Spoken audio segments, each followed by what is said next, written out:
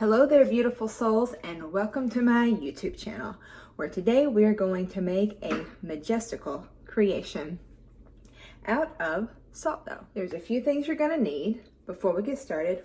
A baking stone or parchment paper. You will also need a measuring cup. You're gonna need some all-purpose flour, salt, a mixing bowl, your hands, and some cookie cutters.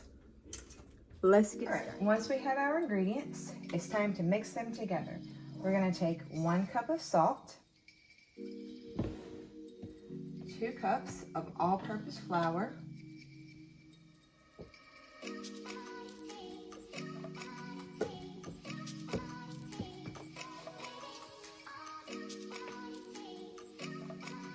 1 cup of warm water.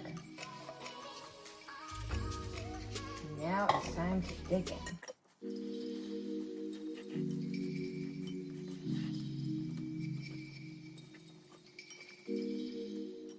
You're going to need this until you have a nice ball of soft dough.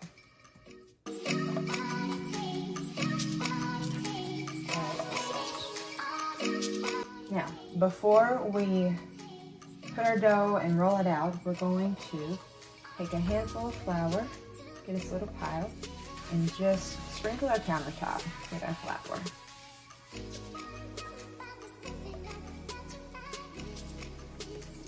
You want to roll it out about between 1/4 of an inch thick and 1/2 inch thick.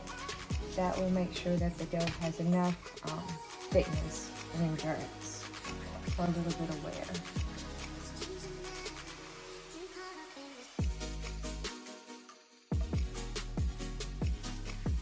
Alright, now it's time to do our moons. So we're only going to do our base, our outline cutting on the countertop. Everything else we will do on our actual stone or our cooking pan. This up.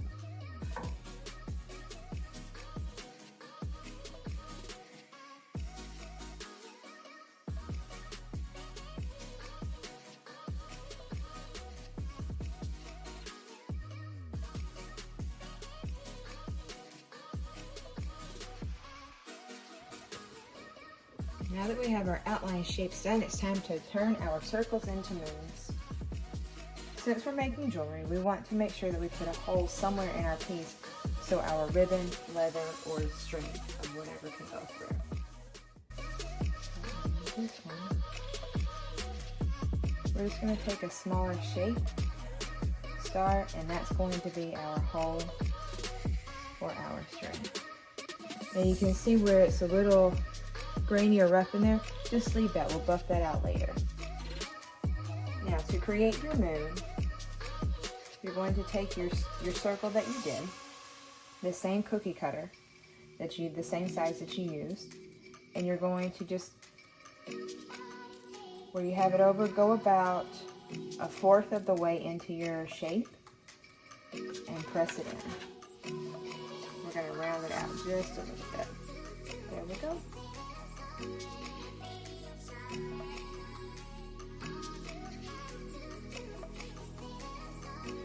But you can already kind of see the texture that the salt dough creates. Now it's time to make our holes. So we already have a star in this one.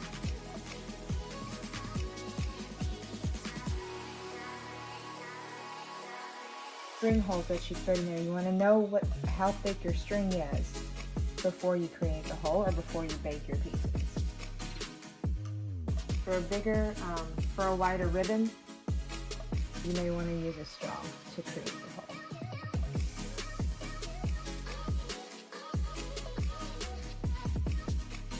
Once the dough dried a little bit more, I took a skewer and I reinforced all my holes to make sure that they cook evenly.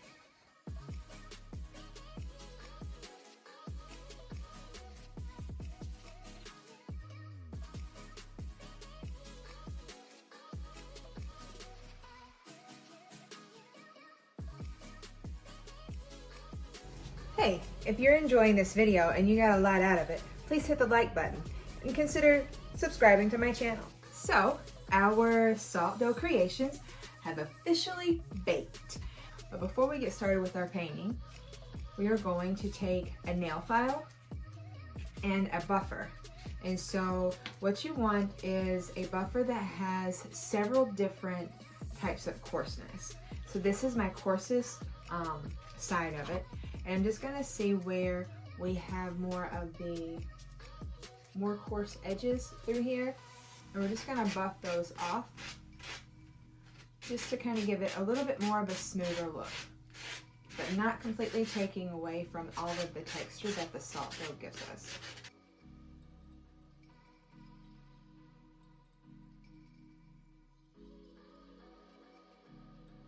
Now that our light buffing is done, it's time to get started with the fun part. Time to paint. You will need a paint cloth, some water, and paintbrushes. We are going to be doing a layer technique, and so what I look for is I look for really thick bristle brushes, such as these. These will provide our base coat. It will really get into the different textures of your pieces. And then we have our fan brushes that we will do a light dry brush coat, and that'll kind of leave some of our undertones. My first coat of paint, I just use a cheap acrylic paint, and I kind of water it down. And by doing that, it lets the it allows the paint to absorb without it flaking off.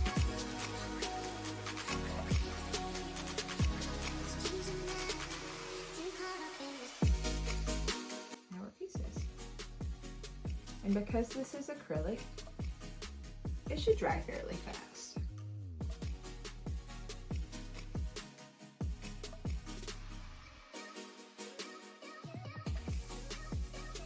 When painting pieces, especially with acrylics, I like to work from my darkest color to my lightest color. That way I'm able to fill in all of the creases with the dark color, and it creates a shadow, so my lighter color will pop on top, and it creates a lot of nice texture.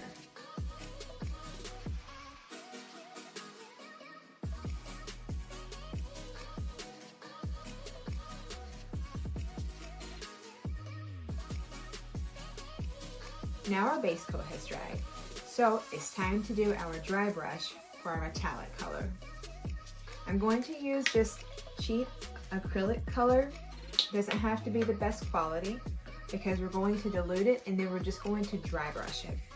With this brush we're going to use is a fan brush.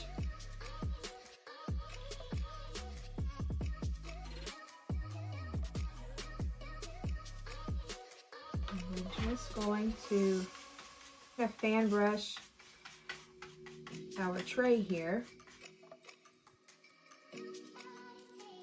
until we're able to get a nice wispy look to it.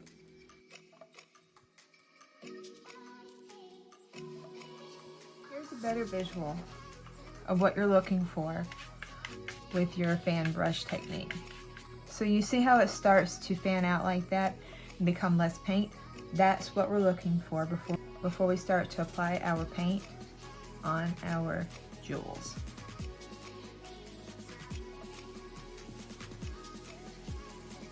The cool thing about this is each piece really will be different. We're starting with the rollout and the cutting process.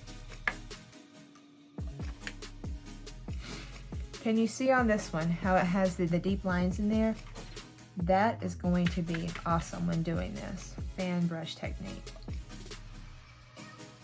because inside the crevice is going to stay dark, and then you get to lighten up the outside.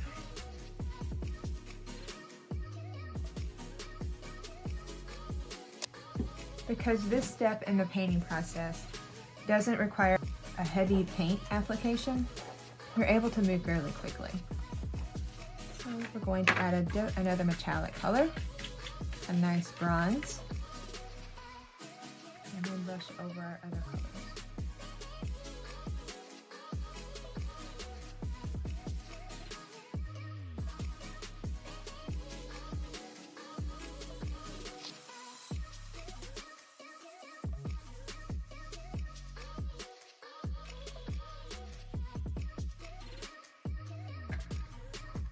Now it's time for these to dry. We will shellac them, and then it's time to make our jewelry. So while we're waiting for our salt dough creations to dry, we are going to be working on the necklace that we're going to put our stones on. I'm going to take some seed beads in purple and in clear, and we're going to just string those up in about a 2-foot long strand. So we'll take our elastic and we'll bead away. Go ahead and pour those in our dish and get our string.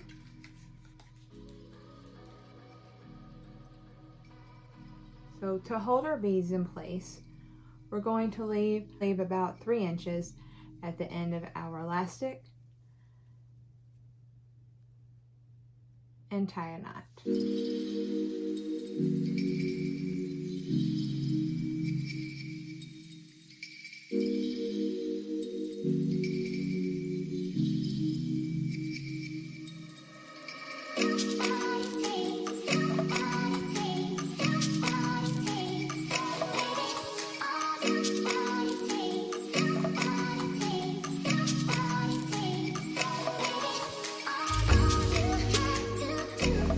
So now our salt dough creations are completely dry from their shellac coat, and we have our beaded necklace. We're ready to attach each other. So one easy way to do this is to just take your elastic or your string. We're going to take a big bead, run it through on the very tip, and then take your string and go through the actual hole of your salt dough creation. And then we're going to restring or rethread our string back through our large bead.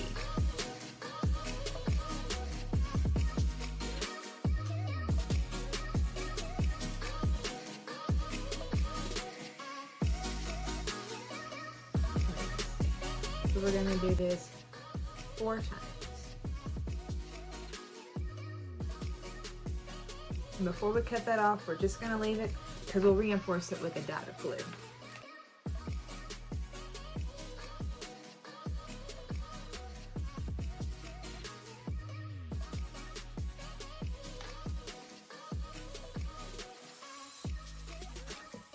Now, we have our glue, and we're going to reinforce that knot with just a dot before we cut our trimmings.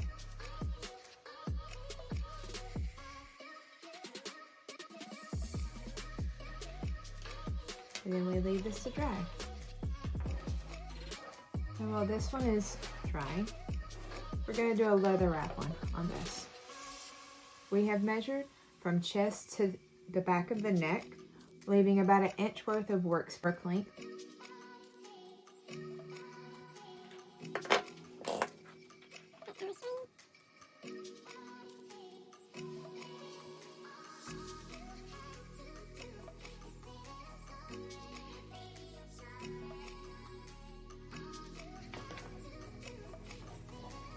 Once you have your leather and you're not where you want it, taking our glue again, getting underneath the leather.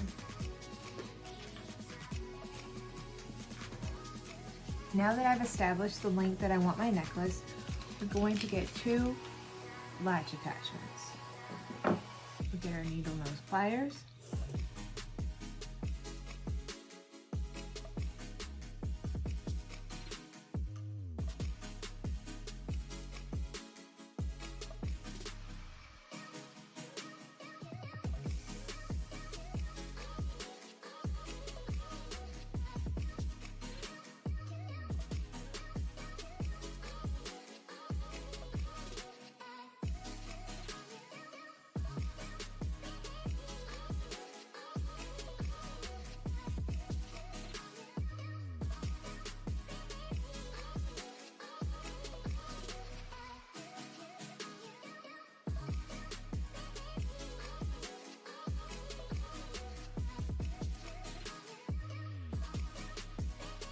Thank you for watching my video. I hope that you got a lot out of it. And if you did, don't forget to hit like and subscribe for future MyJestical Creations.